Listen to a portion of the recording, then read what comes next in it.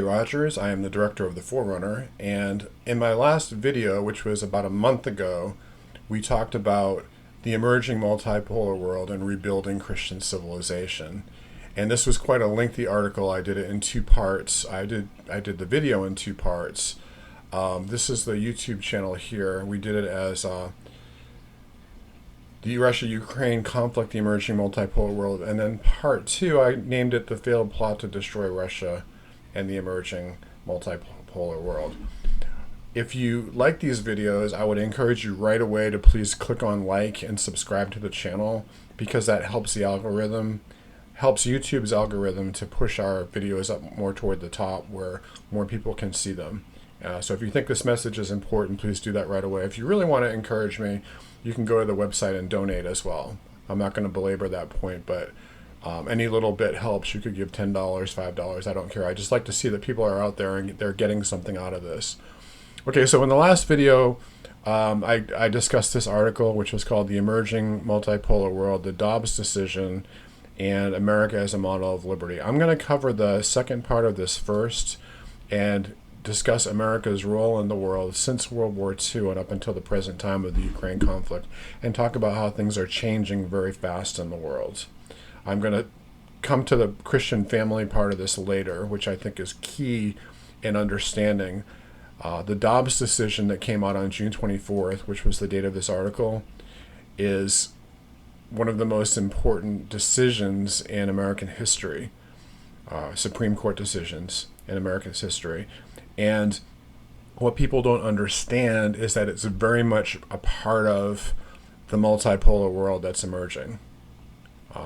The Declaration of the Large Family and the Future of Humanity is a document that was signed 8 years ago, which just happened to be the very beginning of this whole conflict with Russia and Ukraine, and it was signed in Moscow. So I'm going to go over that later. It's very important to understand that that the emerging multipolar world has nothing to do with civil government as much to do with family and culture. Okay.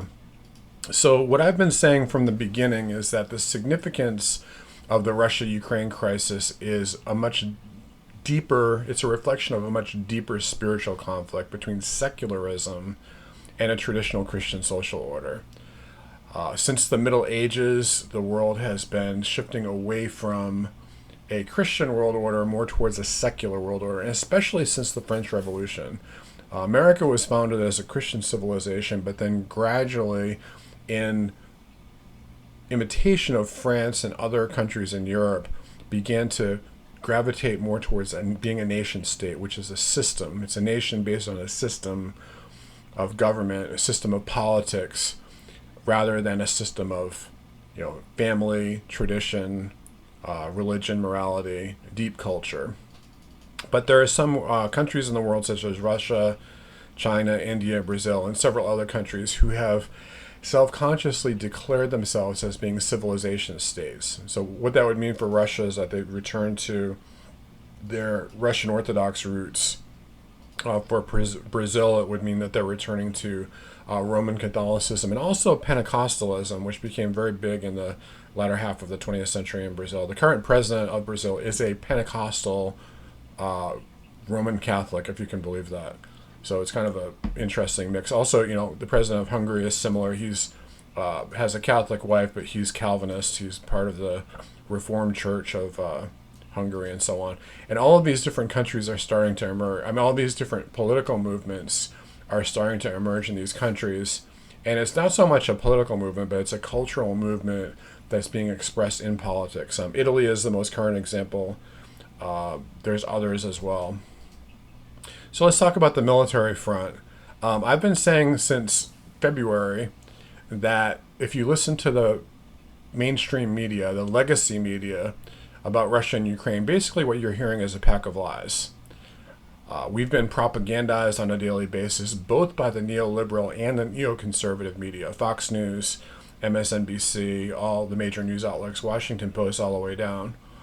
And we're told Ukraine's winning the war. We must spend billions of dollars fighting a proxy war to weaken Russia economically and militarily. And we're constantly told that Putin is intent on restoring the Soviet Union with designs to invade Europe. All right. therefore, it's imperative that NATO expand its power so the United States remain as the world's most dominant military and economic power. So what I'm going to do is I'm going to show you a map of what's happened in the last month. And I'm going to tell you about the 3 phases of the Ukraine war. And then I'll read this off screen, which is kind of like, it describes what's going on. Like I said, there's 3 very good maps you can look at. One of them is called the, this is known as the UA live map. And it has, shows you what Russia's been doing. It doesn't show you any Ukrainian movements at all. There's another one, which is, I don't know if it's more pro-Russia or if it's just like a, kind of like a pro-war, kind of like a war geek type of map. But this is very good as well. It's not as interactive as the other maps, but you can see all of the troop deployments, including the Ukrainian troop deployments.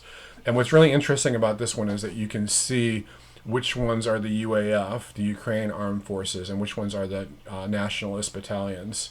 When I say nationalist battalions, these are independent militias, and they are based on some type of neo-Nazi battalion. There's many other ones besides the Azov battalion. They have different names. This one is called just the 2nd Battalion, the Volunteer Corps. But you can see in here that, here's the little SS symbol, the Azov battalion. This is the Azov regiment. There's other ones further south, Volunteer Corps and so on. And then the Azov battalion really had its heyday down in Mariupol. They had been, I don't want to say besieging the Mariupol, but essentially Mariupol had declared itself independent or autonomous from Ukraine for 8 years, but the Azov battalion had taken that region, and the administrative line moved to here. So that was kind of like their main base for launching attacks into Donetsk since 2014. And now they've been kind of driven back. There's others. There's these other battalions here. Here's another. This is called the Special Purpose Regiment. So some of them have changed their names away from being Azov because it's pretty well known that these people are Nazis. And this has been known for years. This is an article. Oops, here we go. This is from an Israeli magazine, newspaper, back from just, let's see, 2019, a few years ago. And I'll put a link to this. And this goes all the way through and discusses the history of what happened. And essentially what happened was that there was a coup in 2014 in Ukraine. It was a Western-backed coup. Our government officials were directly involved in it. It's not a secret. Some of them. So we have government officials in our country who actually held government posts in Ukraine, if you can believe that. And some of them were kind of out in the open. Some of them were like a shadow government, and they were able to put in Poroshenko. And right after that, this region of Ukraine. Poroshenko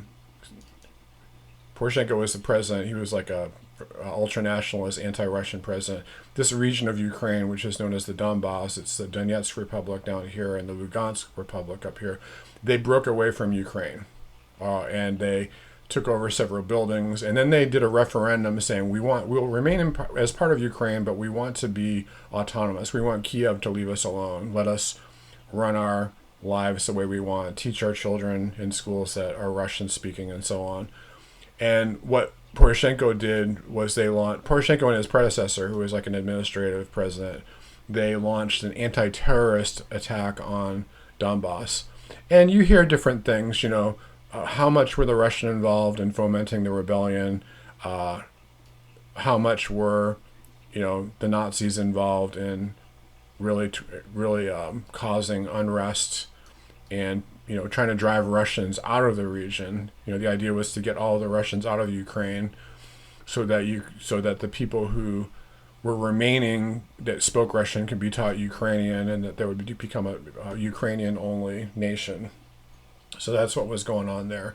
And I'm not saying one side is completely right, one side is completely wrong, but that's what was going on. The U.S. took the side of Ukraine because we're against Russia, all right?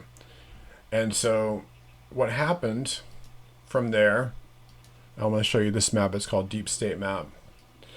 was that Russia invaded Ukraine. The very first phase of the war was to liberate Donbass, starting with Mariupol. So they took this whole area really in a few days. I mean, the war in Ukraine was won in the first few days because they took they took all the southern ports, and Odessa and these other ports had already been mined by Ukraine, and they can't get things in and out. You may be hearing about that on the news. These little forays here in green were called pinning operations, and the idea was to pin as many Ukrainian troops as possible. And I can show you this better on this map. There are still many troops defending Kiev, and even up to the north around Kharkiv and Zaporizhia, Mykolaiv, and Odessa. And this keeps basically these troops for now in this region. Russia was never intent on capturing all of Ukraine or even capturing Kiev and toppling the government. How do I know that? I know that because they don't have enough troops to do that. They did not have enough troops. They had about 30,000 troops that were surrounding Ukraine at one point. You can see on this map what that looked like. And you can't take a city as large as Kiev. It's 2 million people with 30,000 troops. It's impossible. So these were the regions that Russia occupied. And I wouldn't even say that they occupied them. It was more like they had lines of tanks and things that were pinning and engaging with Ukrainian troops so that they couldn't fight in the Donbass. So these green areas, which were really like that, they didn't occupy this whole area. It was more like a line of tanks that were along the roads that had surrounded Kiev and so on. So most of what you hear about the Battle of Kiev is kind of like a fabrication. There was no actual Battle of Kiev. Russians did lose troops there, and Ukrainians lost troops there. And there's many stories that you're going to hear from the media about what happened during that time, which are basically just propaganda that was developed in Kiev, and it's fed to reporters that are basically drinking in bars in Kiev or in Lviv, which is way out here in the west, away from any trouble. And then that gets into the American and Western media. So to really understand what's going on, what I would recommend that you do is look at a couple of different things. One of the channels that I recommend, that's a new channel that I discovered, is actually called, let's go to my,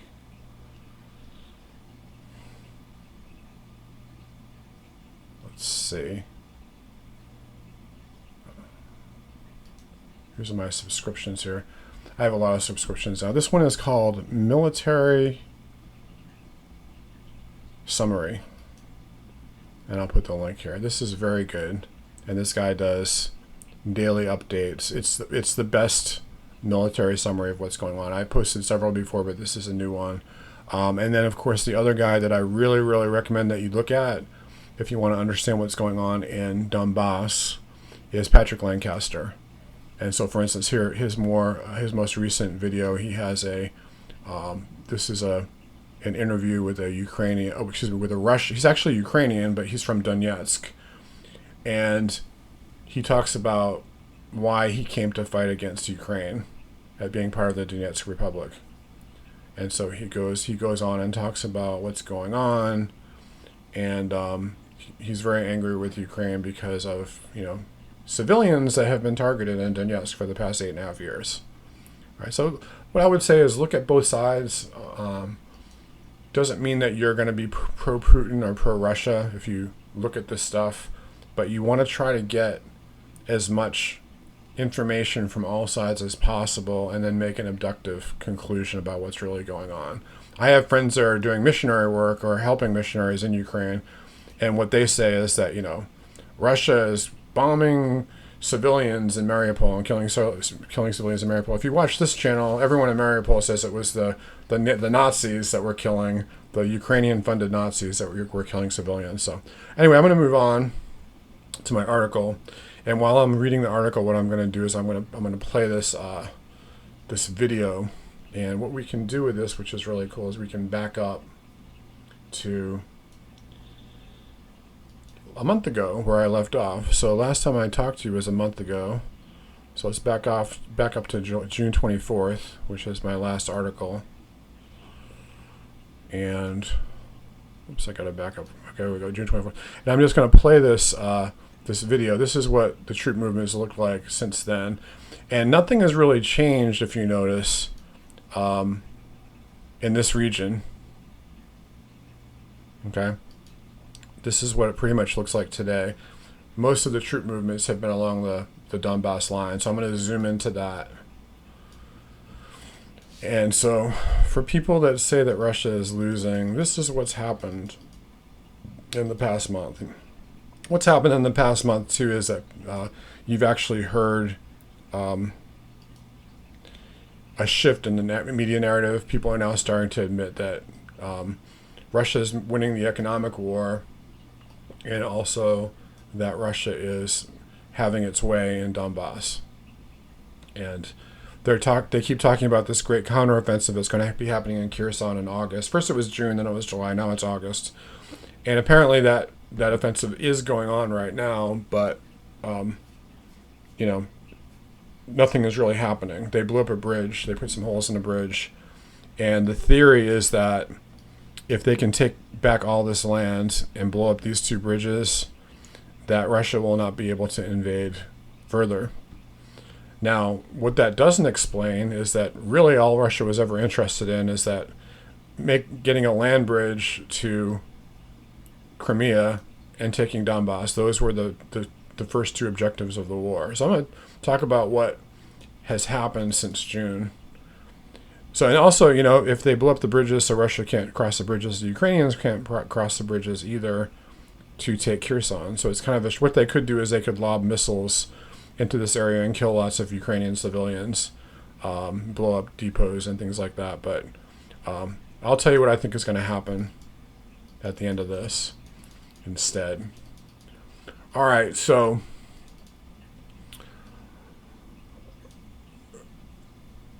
the big battle was these two cities called Severodonetsk and Lysychansk, and those two were heavily entrenched. What happens is that the Ukrainians actually inhabit cities. See if I can find this article real quick. I didn't think of doing this, but this was an article in the New York Times. And basically, it was an opinion piece saying that that they were basically Ukrainians were. There's lots of stories about Ukrainian families killed, Ukrainian civilians killed, but what this article pointed out, and this is back in March, was that let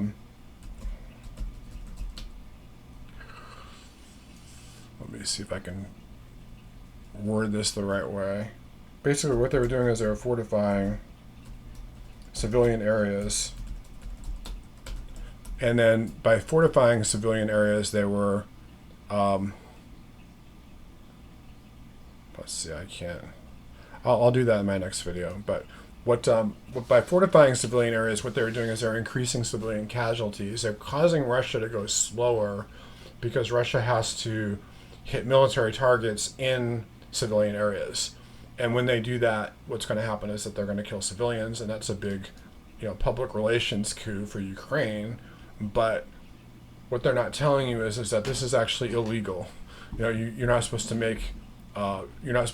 make military targets out of civilian areas where civilians are still living, if it's not necessary. So this is the reason why it took so long to take Severodonetsk and Lysychansk. And by June 24th, they'd done it. So let's just play through this and see what's happened in Donetsk, in Lugansk and parts of Donetsk since last month. I'm just going to play this video. You can see the advancements as time goes on. What they'll do is they'll bombard Ukrainian territory, and then they will, regroup. What happened, you'll see there's some very quick troop movements, and then there's also some time where they're just continuing to keep firing and so on. So this is what's been going on since last month. And all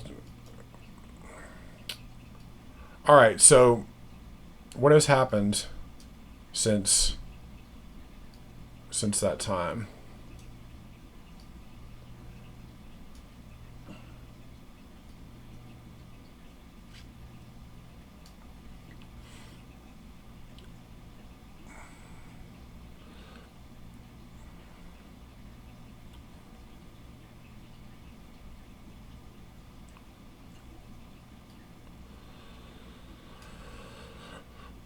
Okay, so since late February 24th, 2022, the Ukrainian government, in concert with the CIA and NATO, issues lies each day concerning Ukraine's success and Russia's failure. All right, see what's happened up until today. I'm going to play this one more time because I think this is really remarkable. We have to understand this is a huge area. Ukraine's a huge country. And what's going to happen next is that this entire region is going to come under control, this entire line. And that could happen fairly quickly, and I'll explain why in a minute. Okay, go back to my article.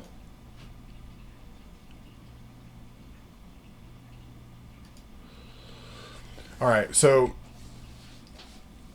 usually when you hear about these lies, like for instance, we heard about mass graves in Mariupol and so on, the lies are debunked by investigators who are independent. They don't get covered in the major media, but if you go to these sources I've told you to go to, you can find out what the rebuttals are. And so they're ignored by Western media, and people continue to cite the lies as a fact. So we had the Ghost of Kiev, which was this Ukrainian pilot who supposedly shot down dozens of Russian jets. There were the martyrs of Snake Island, who were these people who gave up their lives to defend Snake Island.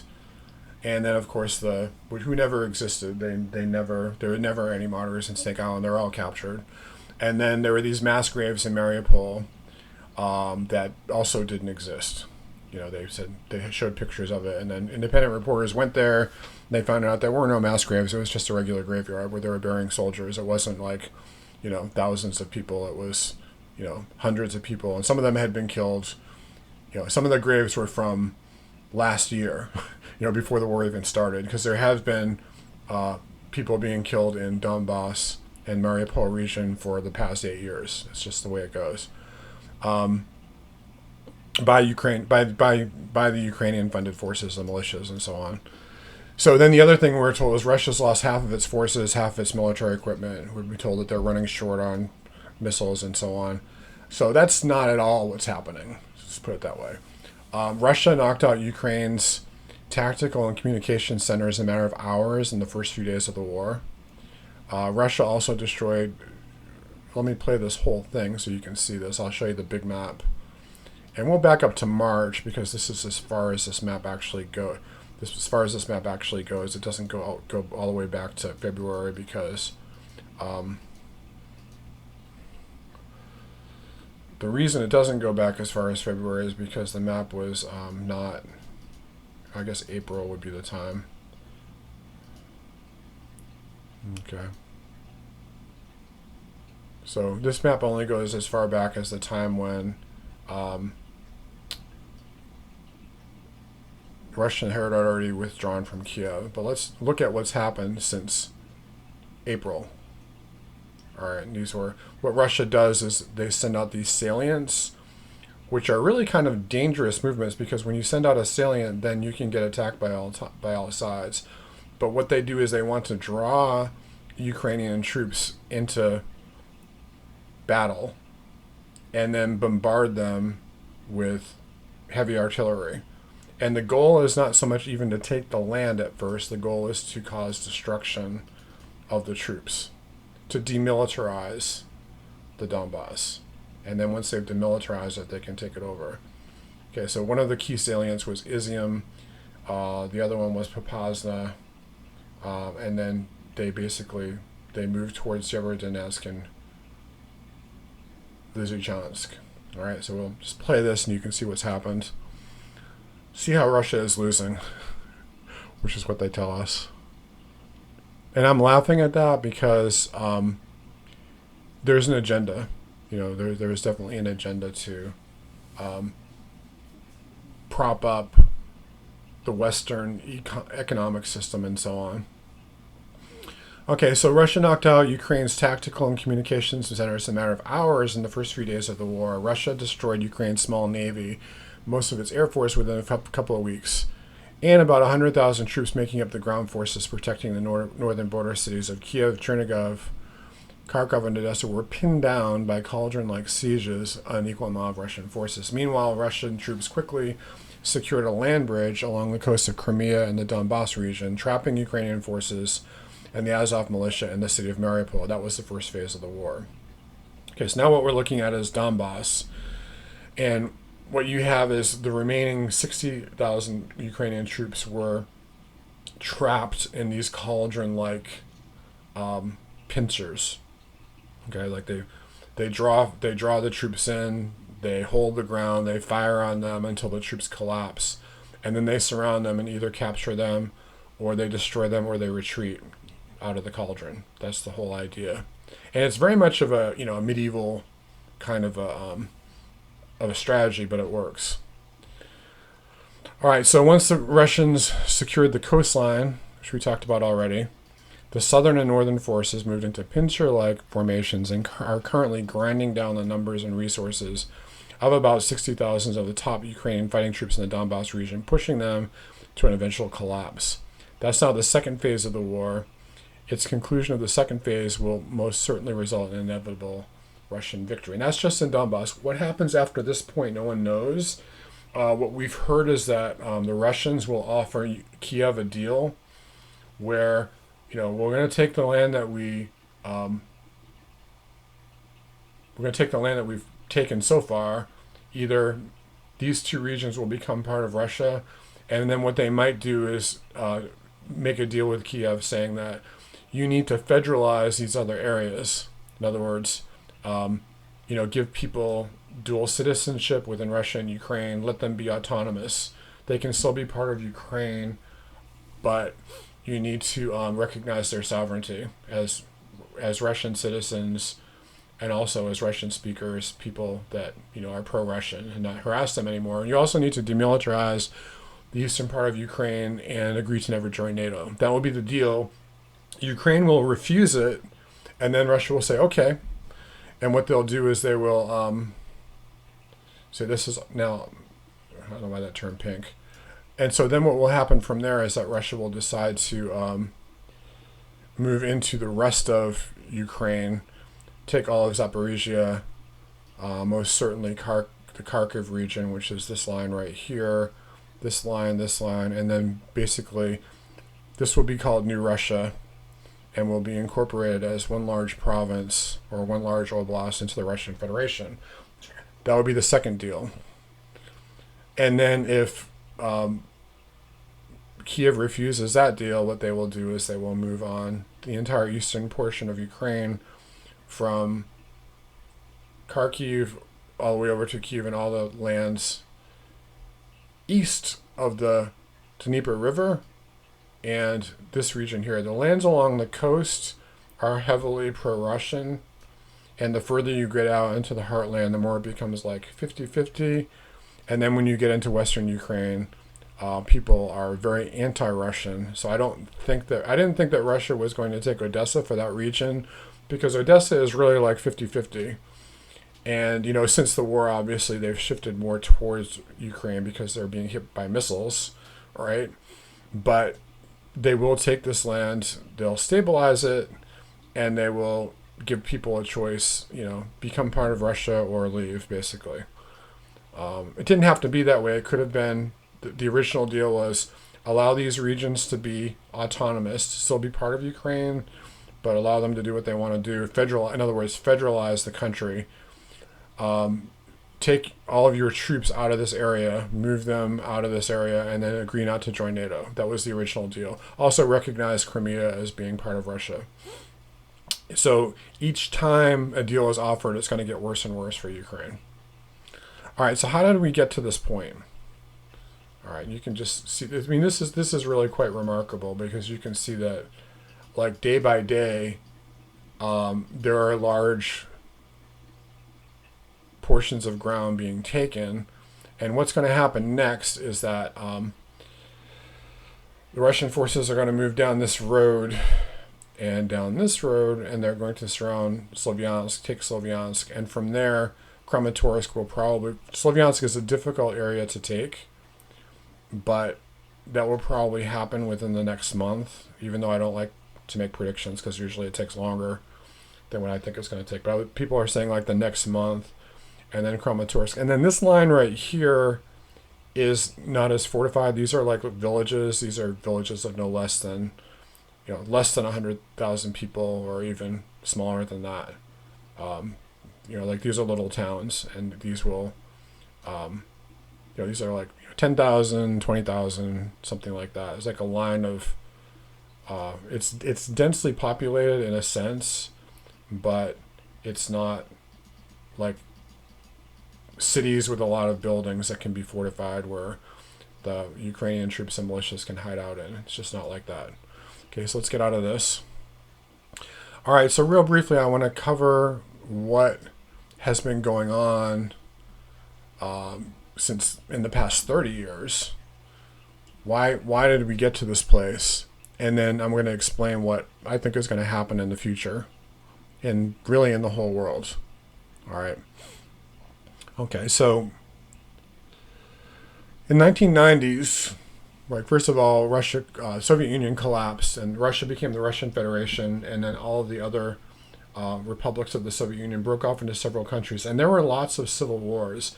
And for the most part, Russia kept out of those civil wars. They let Kazakhstan, have whatever government they were going to have. Kyrgyzstan had a major war. There were wars in the Caucasus, whatever. The one war that Russia did become involved in was Chechnya, because Chechnya was actually part of Russia, but they wanted to break away and so on.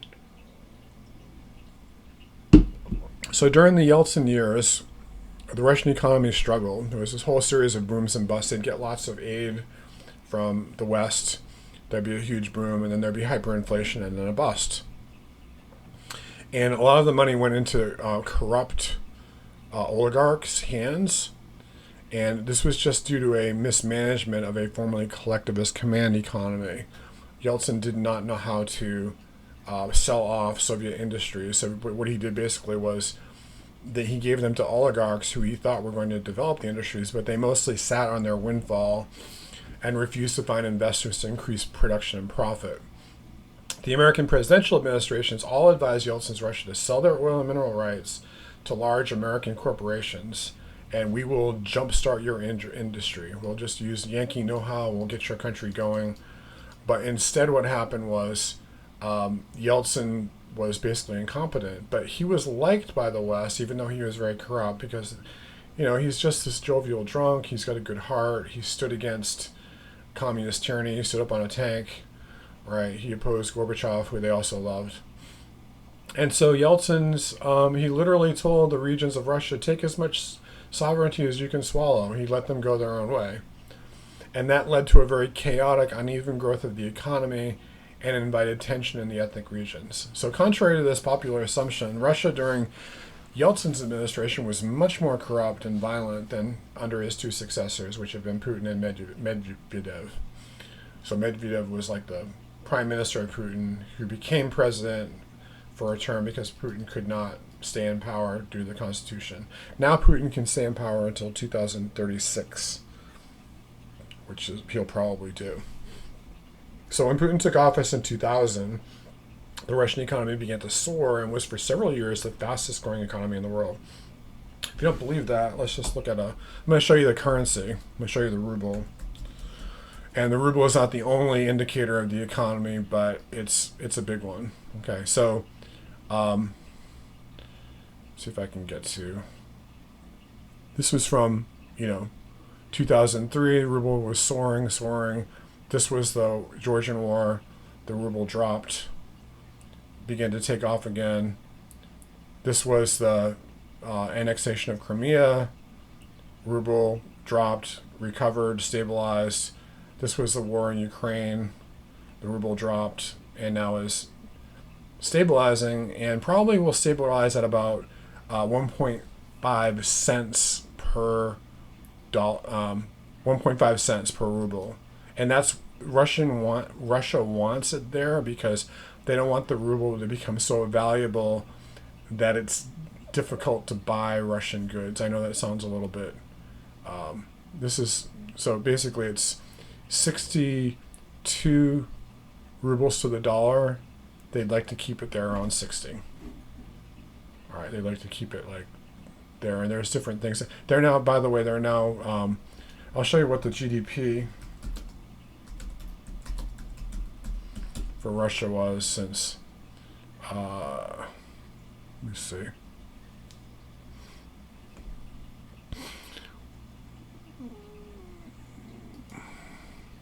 We're looking for a GDP growth. There we go. This is kind of hard to see, but I'm going to look at a graph.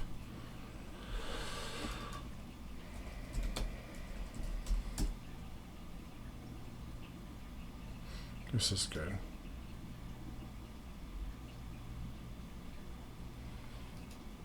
You see, this is when this is the real GDP. This is the GDP for Russia when Putin took office. Okay.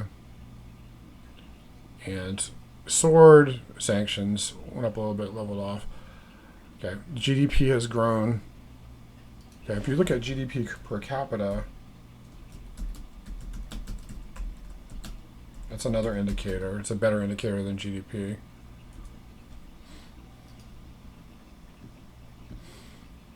For Russia. You see that Putin has helped the Russian economy quite a bit, even with sanctions, even with other things that have gone on in Russia. So, this is a good one to really illustrate this. You see that what was happening with the Russian economy during the time of Yeltsin, it was stumbling, right? It was 1991 when he took office, right? And then here is, so enlarge this so you can see it better. This is when Putin took office, soared, sanctions after Georgia, soared, sanctions after the color revolution called the Maidan coup, and then has begun to pick up again. And this is basically what Putin has done is he has made the Russian economy sanction proof. You notice that this was a fairly large drop. This was a huge drop. But what he did was he allowed the ruble to float, which meant that he just let it, whatever the market dictates the ruble is worth, that's what it worth. That's what it's worth. So it's kind of like what's happened now is that the GDP has dropped a little bit, but they're actually recovering faster than even the Russians thought they were going to recover. All right. So this was much to the disapproval of Western liberal democracies. Putin rolled back Yeltsin's policy of giving regions of Russia as much federalism as they could handle, or as much as they could swallow. He centralized the economy. He brutally put down the separatist uprising in Chechnya. He also curtailed the burgeoning Islamic nationalism of the Central Asian regions. Like there actually are like Muslim regions within Russia, like Tatarstan and elsewhere. And he basically said, you're not going to be autonomous anymore. You're part of Russia. Yeltsin allowed them to have, like he allowed Tatarstan to have its own president. People didn't know that, but they were part of Russia, but Tatarstan considered itself its own country at one point, and it wasn't recognized by the rest of the world. Then he went about establishing closer ties with Belarus, Armenia, and Kazakhstan. And even Georgia, like since the Georgia War, Georgia has shifted toward Russia, which is very odd. Because even like during the war, like they're not putting sanctions on Russia or anything like that. They're going to eventually swing toward Russia again. From his first day in office, Putin began to break the power of the oligarchs and prosecute mafia bosses who had controlled much of the economy since 1991. Every corner of the kleptocracy was put on notice, from the mafia-controlled cab drivers in Moscow to the oligarchs who controlled the nation's large industry. And that is true. That is 100% true. Either support Putin's reform measures or be punished as traitors. So the result was putting much of Russia's frozen wealth back into a functioning market economy. So Russia is not communist. It's really more of a market economy than a lot of the socialist governments of Europe. And even I wouldn't say America, but we're not. Russia is heading towards a market economy. We're heading more towards socialism in our country. For the first time in history, I'm talking about human history. Most of Russia were, well, a lot of Russia, not most, but a lot of Russia were slaves 150 years ago. So for the first time in history, Russia had a growing middle class. Putin's popularity at home soared to unprecedented heights. So he's like at like 70, 80% most of the time in popularity. The Russian people were mostly satisfied with their own growing economic welfare and were willing to tolerate a more autocratic style. Pulling back on the unfettered rights that Americans enjoy under the First Amendment was seen as a necessary evil. It's not to claim that Putin completely reformed the Russian corruption. That would be a gross overstatement. But from day one, he's functioned as a very skillful tactician. Putin operates very technically with a lot of forethought, with a lot of planning. He plans things years ahead, and basically he's been able to stay in power by rewarding the oligarchs who support him and prosecuting those who oppose him. I'm going to skip this part here. So basically, what you had was a situation in Russia where it was very difficult to be in business under Yeltsin. Under Putin, simple people began to prosper a bit more. There was a command economy. There is a command economy, but there was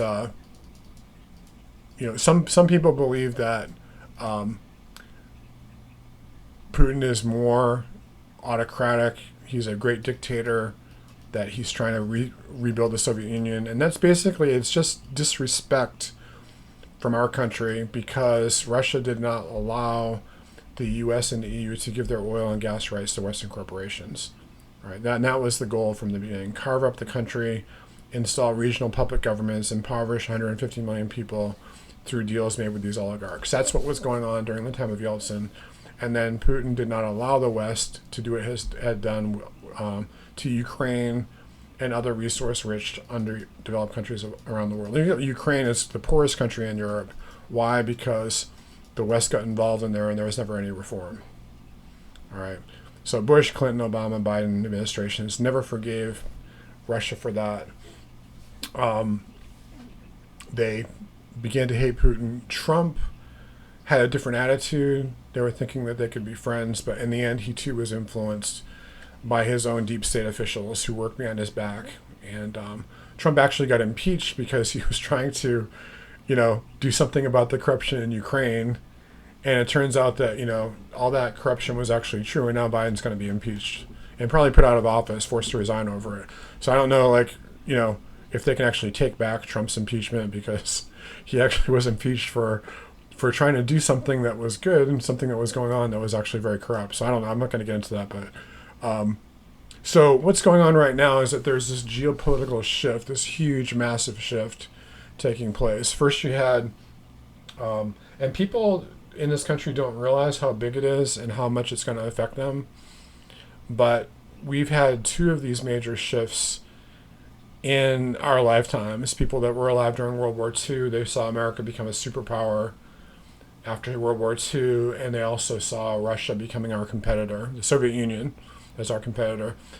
After 1991, Soviet Union collapsed, and America became the unipolar power, together with NATO as our, basically as American forces being validated by NATO, doing military operations throughout the world in the name of crushing terrorism, but really to kind of hold our influence.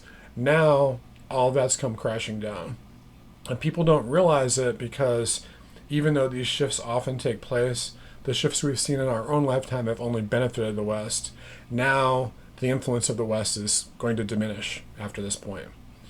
And actually, the New World Order, this idea that the United States would be like this great, unipolar world leader and we'd force liberal democracy in all the nations, that was a myth from the start.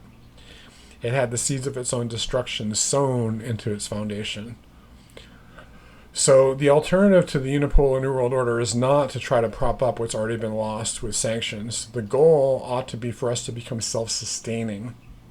All right?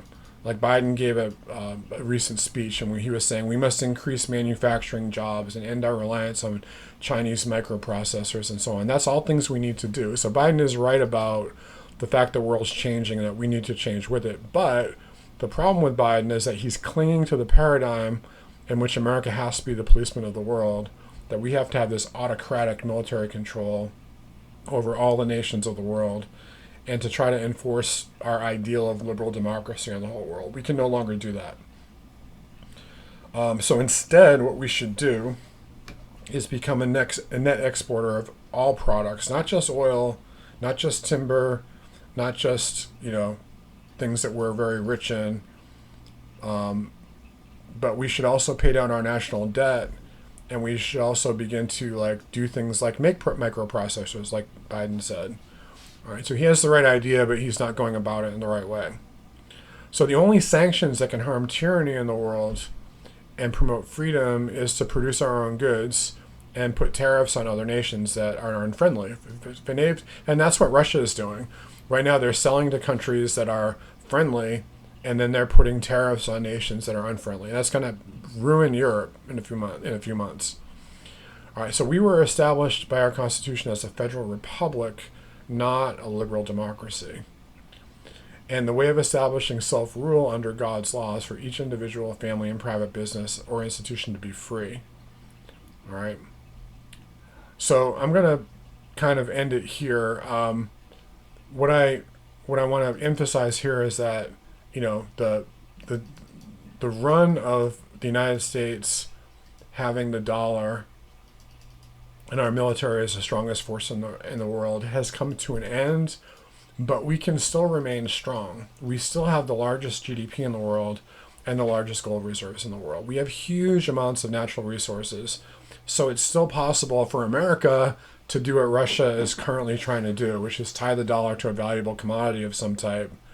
And if our leaders have the resolve and moral restraint to commit to this without always having to print more money every time there's a crisis. I don't think that they're going to do it, but eventually we're going to have to. Otherwise, we're going to become, we're going to really lose out in our, not just in our influence in the world, but in our quality of life and so on. Okay. So after 2022, the U.S. dollar and the euro will no longer be the world's only reserve currencies. They've already invented parallel banking systems. Russian, Chinese, Indian currencies are being exchanged for oil, gas, mineral resources, and food. So I'm going to talk more about this because it's actually very interesting, and I want to give more information. But I want to kind of sum up with talking about the war itself. All right, we're starting to see the legacy media narrative shift. In June, I started to notice that people are still saying Russia's blundered, blundered badly, they're losing. But I started to see in June people starting to shift the narrative. Both sides are planning for a long war.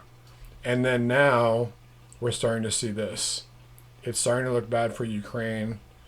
We just need 50 billion more to turn the tide. We just need to keep giving them more weapons. What you're going to see in the next month or two is people just bewildered. What? How did this happen? How did the Ukraine military collapse so fast and so on? And how I explained it before is that once, for instance, right now, the goal for Russia is not just to take land. That's what the United States does. We bomb the infrastructure of the entire country. We basically, kill millions of civilians. Not millions, hundreds of thousands of civilians. I'm exaggerating a little bit. And then what happens is that we, we just roll in the tanks and we take the land. But what Russia is doing is that they're trying to take out as much of the military and the military infrastructure as possible. So that's why it's taking longer. But once they do that, things are going to collapse very quickly. And it's not just a matter of sending more troops and more, oops, I'm going the wrong direction, more ammunition and heavy hardware. That's not going to work because you need to have trained personnel. This whole war is happening because the United States trained 10,000 Ukrainian troops per year for 8 years to be stationed in the Donbass. And that's why they wound up with 60 to 80,000 people defending it. So that's what Russia is wearing down right now. You can't replace that in a few months. Okay, so what will happen with, I'm not going to give a time period, but I'm going to say a month or 2 or 3 or 4, all the troops in this area are going to be ground down. Then Ukraine's going to be offered a deal. They're going to refuse it, and then Russia's going to take probably 2 or 3 more provinces fairly easily, because by that time the Western economy is going to be very bad, and basically Russia is going to get whatever it wants. And I know that, I know that sounds, I'm not rooting for that to happen, just in case you think that I think that the best thing from the very beginning would have been to, recognize this. Best thing to happen in the beginning would have been for the U.S. to stay out of Kiev's relationship with Russia to begin with. Then we wouldn't have this problem. But even after that, like at the beginning of 2022, if they had just accepted Russia's security demands about NATO, rolling some things back, doing like a SALT III treaty or whatever, another strategic arms limitation treaty, and demilitarizing Ukraine and making it not part of NATO. Not so much demilitarizing, but not, end the war in Donbass, basically, enforce the agreements. And like I said, that was never going to happen because Poroshenko, who was the president before Zelensky, said that the only reason why they ever signed the Minsk agreements in the first place was to buy more time so they could build up troops. And that's what our neocons and our war hawks in America want, is they want to be able to weaken Russia through Ukraine, which is very sad. So for everyone that's putting a little Ukrainian flag on their house or a sticker on, realize that really what you're supporting is the destruction of Ukraine. You're not supporting the freedom of Ukraine, you're supporting Ukrainian destruction, which is very, very bad. I have people that are bringing, humanitarian goods to Ukraine, that type of thing. That's wonderful that they're doing that. But the idea of giving Ukraine more and more weapons and rooting for them to beat Russia is immoral, because you're just prolonging the suffering, and Ukraine's going to end up as a rump state. Basically, it's going to be like Moldova, at some point. So, very, very sad. And the thing that's going to cause that to happen is the economy of the West is going to collapse, and we're not going to be able to wage these proxy wars anymore. All right, so what's coming? What's coming is economic fallout. Okay, the full economic and political fallout will be a lagging indicator. Even if we were to withdraw all of our support for Ukraine, sit down with Russia, and make a deal, lift the sanctions. Russia is still decoupled from the West, and the West hasn't experienced the full economic and political fallout. This will be a lagging indicator. In other words, we won't really see it until it happens, and then we won't know it. Then we won't know it hit us, and a lot of people aren't going to understand why. And that's the reason why that's the reason why in Europe right now there are riots in the streets and people are burning. There are farmers that are burning fertilizer and so on. Okay, so what's concerning in the meantime is how many people believe the fantasy that Ukraine can win, and we're pumping these billions into an attempt to inflate our already failed unipolar world system. They don't see what's coming. This is no less than the collapse of the neoliberal globalist order. The New World Order is over, people. Don't try to prop it up anymore. It's a dead horse. And many of our leaders and much of the Western population will experience an identity crisis. What happened? How did this happen? Right? Just like I said, they won't know what hit us. All right, so here's a few principles to understand why this is a foregone conclusion. Number one, wars are usually won in the preparation stages. Russia prepared for this operation since 2014, first economically and politically through agreements with China and India, and then in the last year and a half militarily. Number two, nations that win wars become stronger. So Russia's going to become stronger after this war, not weaker. A lot of people say Russia might win, but they're going to lose because they'll become weaker. No, nations that win wars always become stronger. Russia's never invaded Western Europe, and they will not in the future. You've got to realize that Russia's goal is not to take over the world, it's to conquer the Russian world. And in the past 1,000 years, whenever an empire has tried to defeat Russia, they have eventually lost their empire, and Russia has become stronger. Thank you. Like and subscribe, and donate if you're able to.